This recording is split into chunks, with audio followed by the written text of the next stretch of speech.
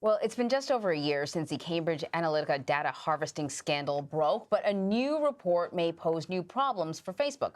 According to The Guardian, a Facebook board member, Mark Andreessen, met with whistleblower Christopher Wiley back in 2016. The report is raising questions about Facebook's knowledge of the scandal, both when it knew and to what extent. Prosecutors are also investigating claims that Facebook has covered up the extent of its relationship with Cambridge Analytica. So, Dan Patterson joins us now. He is a senior producer for CNET. What's up? Hey. So, who is this Mark Andreessen, and why is he important?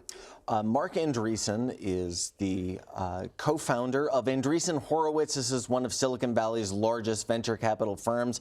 But his history in the Valley and the technology we use every day go back to the 90s. He was also the co-founder of the Mosaic web browser. This was the first browser on the internet. It became Netscape, which has became kind of the Mosaic or the Firefox web browser. So Mark Andreessen goes back a long way in Silicon Valley. So what information have we found out, and why is this information important? Well, we learned that Christopher Wiley, he was one of the whistleblowers in the Cambridge Analytica scandal, met with Andreessen, who sits on Facebook's board, as well as other members of Facebook leadership, going back to the summer of 2016, long before we learned about the details of the Cambridge Analytica scandal. And they were trying to, air quotes, fix the data privacy and the hacking that was happening. So Facebook got a heads up, essentially, long before we knew they got a heads up. That's what it looks like.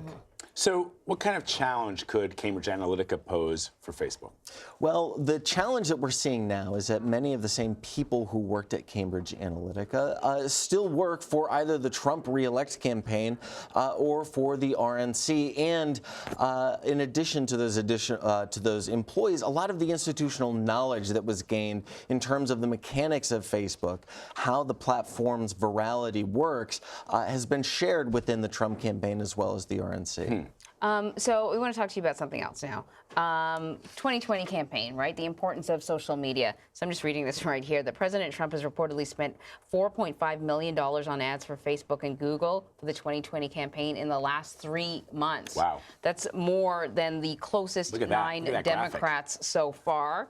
That's a lot of money. What does this mean for social media companies as we're sort of heading into the election? I remember when an election meant, a windfall for television.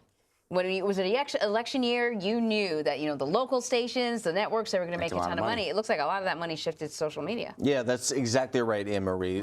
There are multiple layers to this Trump spend information. So the first is that we are seeing this massive shift from traditional broadcast media and from newspapers over to online media. Now, that's nothing new, but what this new dollar amount says to us is that, look, in spite of the problems that Facebook has encountered over the last year, the platform remains solid, as well as other social media platforms. Right. So even though election years are still kind of windfalls for local media, this is just one big indicator that the dollar amount as well as the influence has shifted over to social media.